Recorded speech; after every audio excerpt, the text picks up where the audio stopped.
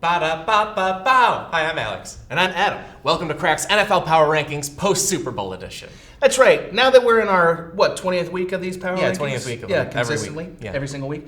We wanted to finish out the season strong with an appropriate number one, which this time is going to be Peyton Manning. Peyton Manning.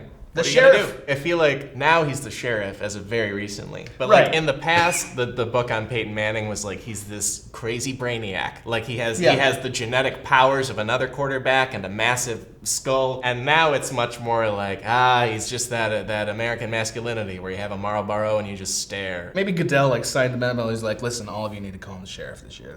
Right. That's like, we need that to happen. Or like Papa John's is like, if he gets the sheriff, we can come out with a whole line of pizzas. Sheriff-shaped pizzas, like stars. I imagine like a dude with a hat-shaped pizza. I'd buy that. Like I need the Spurs. out of that. You tell me you wouldn't eat that? If you're gonna call him the sheriff, stick with lawmaker metaphors. Yes. Right? So every time you see somebody with a sign, it's like, it's the sheriff's last rodeo. It's like, oh, it's the nonsense's most nonsense, you dumb motherfucker. So can we talk about how Peyton Manning's had the most underwhelming year ever this year? Like, he didn't even play the whole... Statistically, for a Super Bowl starting quarterback, 538 said it is the worst. Half the year, he's supplanted by Brock Osweiler, who's, fine. He was a person we all discovered existed as soon as his services were ended. That's right. You're like, oh, he can throw the football, so he's an improvement. It feels like everybody who's not involved in the media is can see that Peyton Manning's throwing limp ducks out there like it's duck hunt. You have to endure Nance and Phil Simms just every game pretending like they're not watching those lame ducks Peyton Manning's throwing out there. Yeah. Like he's throwing footballs slower than Cam Newton is running in that Super Bowl. And then they're just like, he's out there really managing that game, really calling the timeouts need to be called, and he's on the line of scrimmage. It's the kind of game management that I watched Kyle Orton get slaughtered for in the press. And Peyton Manning is a lauded hero for. And also, if you look at Tom Brady, who I don't have any particular love for, there was this year he was putting up an amazing season, right. And the main story was ball deflation. Whereas Peyton Manning putting up a horrible season,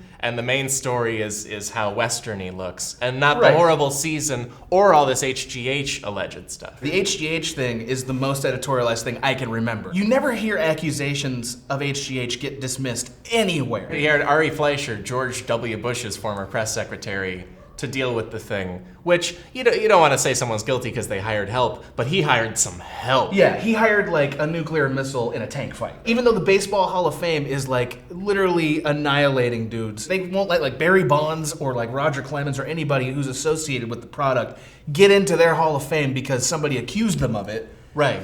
Peyton Manning is accused of it, and the media refuses to cover it. I know more about Deflategate than I do about Congress. This is kind of bullshit. If I'm a Patriots fan, I'm calling bullshit on this. Yeah. Because Tom Brady had to go to court to talk about deflated balls, and we found out about his cell phones. We know about his pool covers now. Peyton Manning takes drugs that improve his ability to play the sport, and everyone's because so? Fox News even did a whole rundown in a segment about how the story came from Al Jazeera America, and their response was essentially, well, Al Jazeera is un-American. I mean, Al Jazeera, are you kidding me? The mouthpiece for Osama bin Laden, the anti-American, anti-Israeli propaganda. This is also not the second time that Peyton Manning has had his ass covered for him this season, because you know what else hasn't come up? All of his scandals that he refuses to let die. Yeah, 1996, he's playing college football at Tennessee, and he, in a little, I'm having fun with a female trainer, shoves his entire groin taint area into her face. Initially, she told the school about it, and they were like, it's a prank, you're a lady, move on.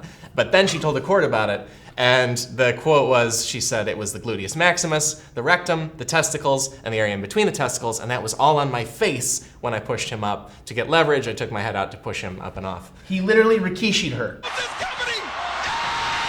After it happened, a lot of people lost their jobs.